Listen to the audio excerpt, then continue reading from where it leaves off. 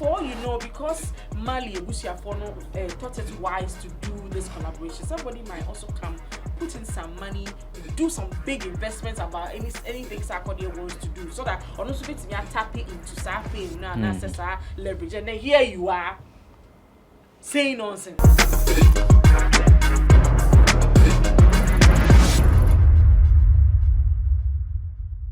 Hello and thanks for joining us for the maiden edition of E-Forum on GhanaWeb TV for the year 2023. I'm sure you missed that. Yes, we are back, and today we're having a conversation on Sarkodie's song. Okay, so on Bob Marley's song that features Sarkodie, which has actually been a topical issue, and that's because Blakk Rasta has been fighting almost everyone that passes a comment on his statement on why the Bob Marley's family decided to have this collaboration. This is what we are going to talk about today on the show E-Forum on GhanaWeb TV. The name is Abrantepa. Yes, Medina Sesai. I'm here with Olele Salvadore. He is a journalist with 3 media networks, and then Vida Boateng is also a journalist. And Bakuniede. Thanks for joining me on the show today. You're welcome. So, for me, I think, how did I even hear of the song? Through a tweet. Either Olele or Kwame Dazi, one of you first tweeted the song, and then I got to know about it. So I was eager to hear the song, and when I listened to it, well, I think it was a good song. I don't know about you. Vida, was it? For me, I was happy about the Ghanaian factor, the Sarkodie factor that was added to the whole piece. At first, I was like, why this collaboration? Why this time? But then, maybe I can say we want Ghana music to go out there, and these are some of the channels I bit me afa. I think say we are not say aye mediocre, aye anyhow collaborations into the real import of so when you be a cabo mayenyum na you're relegating it to the background because the reason why you want to collaborate with someone is say a bit properly wonyum to the next level. Into if it's a inter-regional, not say inter-country collaboration, you are looking at leveraging on Nippon popularity will be free, you can get something out of it. But in Pempino, Oceana Yonko studio Chalayan Cambo BBA. So originally, no, mostly any plan bia why we are collaborating with Obi and how I'll be to me leverage on Nippon a popularity so a din faso a bebro. So me quickly, my Jane Koho said this is a big hit for Ghana. If anybody wants to know, because recently I think Shatta etu Kwanye Buzan said Ghana ye jana ye kase den enyom ya. He says he couldn't ID one thing ye. Inti se obianti ye din Dakar send your football edi a places I was thinking so obia or Bob Marley Assembly will listen to this song and know say there's a certain country a friend of Ghana, there's a certain artist a friend of Sarkodie or your tongue twisting the reggae melodies now to assume. So the honor me focus I didn't really think say it was going to bring about Bruha Habia instead of Shatta and Beyonce. I mean na enshada in terms of genre of music, but we celebrated it. I was all for the celebration until say I saw people tweeting here and there. Blakk Rasta minim say on the Bob Marley and Musini or Ghana. How I don't know what his problem was. I was firing left, right, center. I mean, it's as focus now shifted from say a who say well this is a total celebration. I was seeing was a Ghana music a drum pempen so be even Marley Bushia for cry recognizing afiadane afa baby, and I think he's enjoying it because a man for corner repertoire mo eka koshe so no kra nyombe na why a man in yasa locus now they can they all can na me Chinese song be the Africa song mean obi language mean disrespect e be na Oh, but that song is a good song. That part, you see, people have taken him out of context. Like as we could to a hono keke now they can't say it's a good song. It's a good song. Chinese, not saying no. Ti or say Ghana no. You say Africa no. Bibia ya famro for dear. Any ye dear no. It is everything about us we don't like. You understand? And instead of yebe niebe boye no. Bibia na emrofono to the extent that even our songs we don't want to sing our songs anymore. We don't want to speak our language anymore. And the Chinese have taken over, and now we are speaking Chinese song. We are singing their. So that is. Also, munko busa stone boy. No, so much putu nasi. Wow.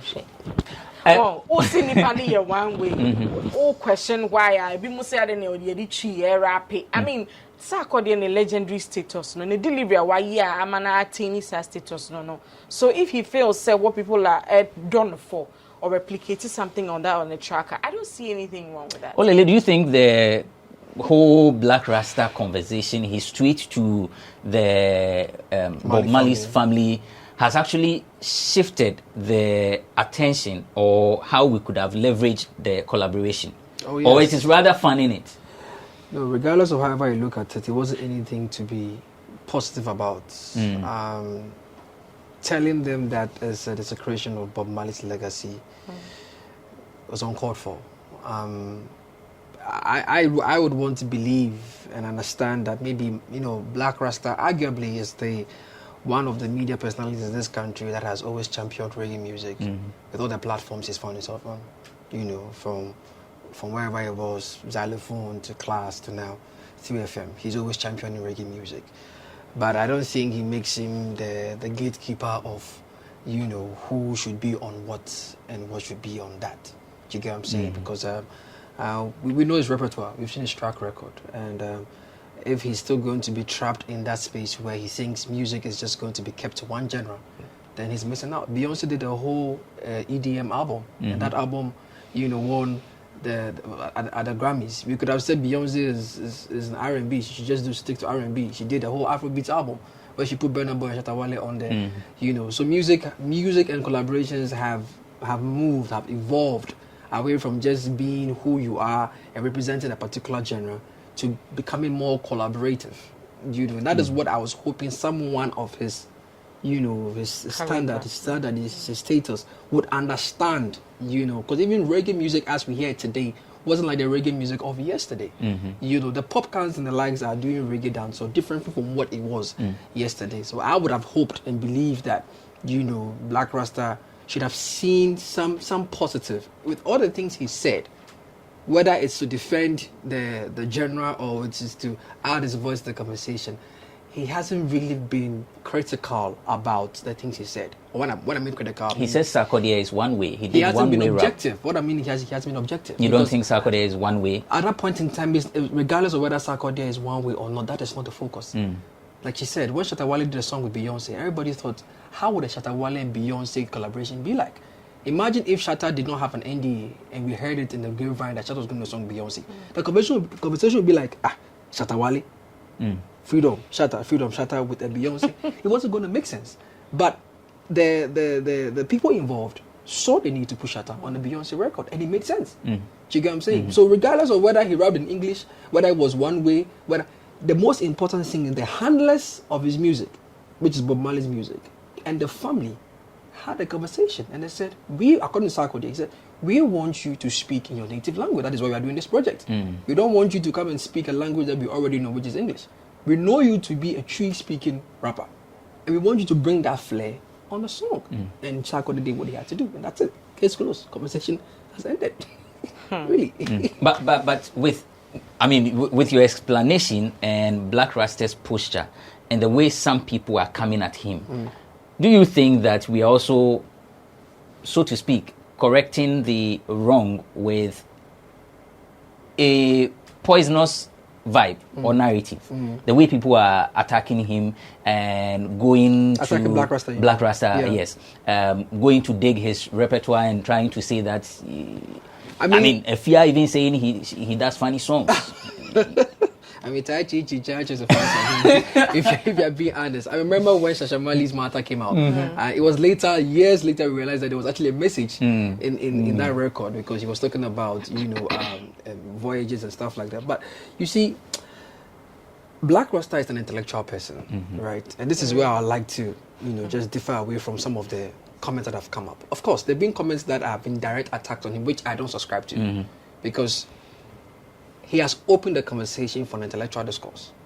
That is why I'm saying that at some point in time, we need to look. The reason why people went beyond the Tai Chi Chacho to actually look for a real song, and now the conversation has changed from, oh, it's not a funny song, it's actually a meaningful song, is where I want to focus on. Because at the end of the day, you are dealing with someone who knows his stuff. You get me? He has followed reggae music for a very long time, so he knows his stuff. So if you're going to come to Blakk Rasta, you need to come to him correct.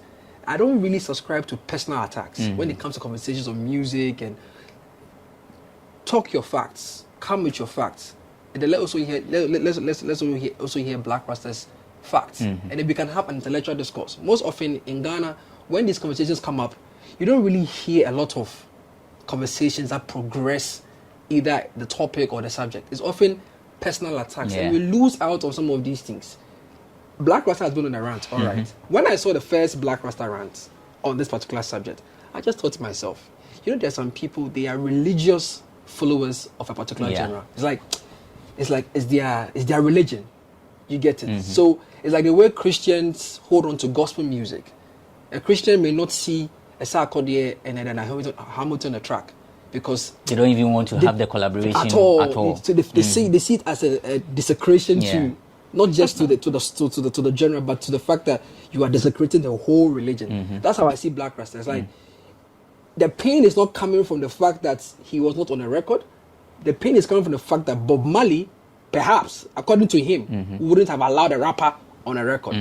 But unfortunately, Bob Marley is not here.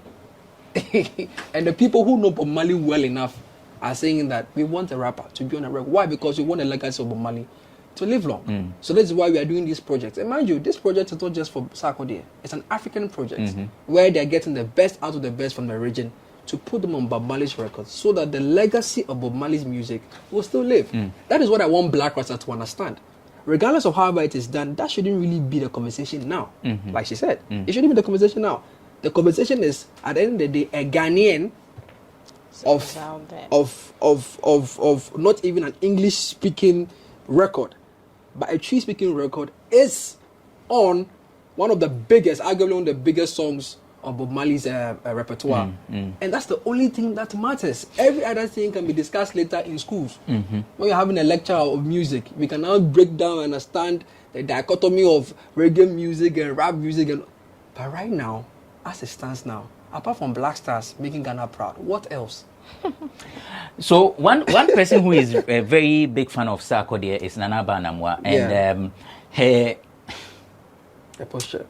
Yes, her posture in this whole conversation has actually triggered some sort of friction between her and Blakk Rasta. So when Blakk Rasta tweeted this one, so Stephen Marley, Ziggy Marley, Julian Marley, I mean the desecrating post. So it says, what's this new craze of desecrating Bob Marley music with this posthumous collaboration? Would have Bob Marley sanctioned this if he was alive today? Aba Anamoah replies and says, you are not the only human being on this planet who adores Bob Marley. You are not wiser than the managers of his estate. This desecration placard you are wielding makes you look rather inebriated than concerned.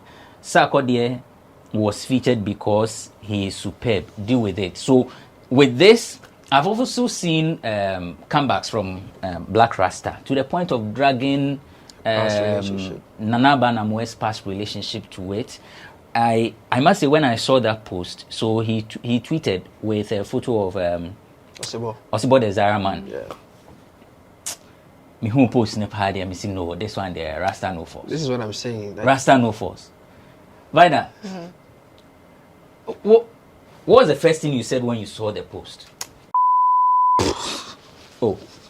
Yeah, like, to say the least. Maybe we can say it in a nicer way. Okay, his body is you know, he keeps saying what he wants to say without giving out the facts. Because when you challenge him on any fact, he says, come to my radio show and let's settle it. But whatever you're putting out there is poisonous. And you could have used that same time, that same medium to spit the facts so that people can understand. You get it? So you can't get the whole Twitter community listening to that show on that particular day. So once you have the opportunity and it's gone viral, now the facts make a cry then. Aba town, so it goes out there. I don't know why people feel comfortable or more disrespecting Osibo the way they do. I mean, yeah, the Blakk Rasta Tiho, near the Osibo Siwa. Obia Bonebra in his own right. I don't see why you would want to do this. I don't get it. And I'm surprised that Osibo all this while no. Why you or share the air corner? I don't know why I was about Ayedi. And another what she said, no, she needed to say that because you are constantly attacking Sarkodie, and it's not the first time. The other time Obeka said my craft friend, he's not as unable to. Yeah, he went on a rant. Just say, and it is him and his mother. If he decides not to talk to the mother again, what is your business about it?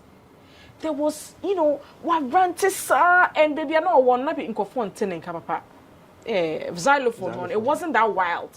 But here he is at 3 FM. Now it's quite wild and he's enjoying the attention. And one other thing he used to, call out Nanaba was the football thing. The Manchester that thing. photo. Yeah, he actually tweeted it. And you find yourself in the place where she was, that gaffe or that problem happened that she was, called aside, said she should leave her job and all that. You sit in the same institution and you're doing that. So Uyasana, then we begin to think, is it powered by people behind you? And one out you mind you are also not safe. If this thing turns around and happens to be something like Nana Badie Koswa, you'll be out the next minute. Where would you sit to continue your rant? Will you open your home radio? But he is incensed about the words that Aba Anamoah used. As a wedding attempt, bisa. No, she is trying. And there are lots of people who shared her sentiments. It's not as if she's thinking from space. A lot of people share their experience because we don't understand why constantly, to the extent that you are tagging the family. And these things when you Google. These stories do pop up. Imagine some investor. Only listen to 12 a.m.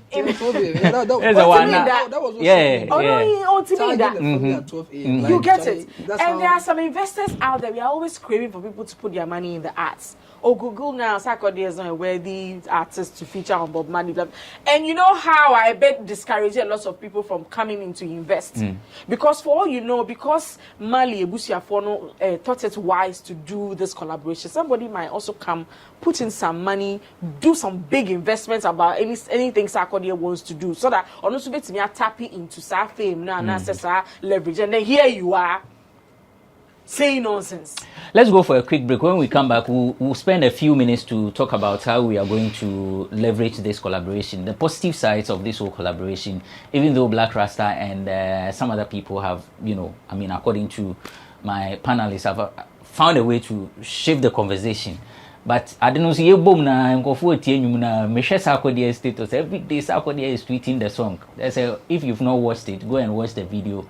And then let's move on. We are back after this short break. It's E-Forum on GhanaWeb TV.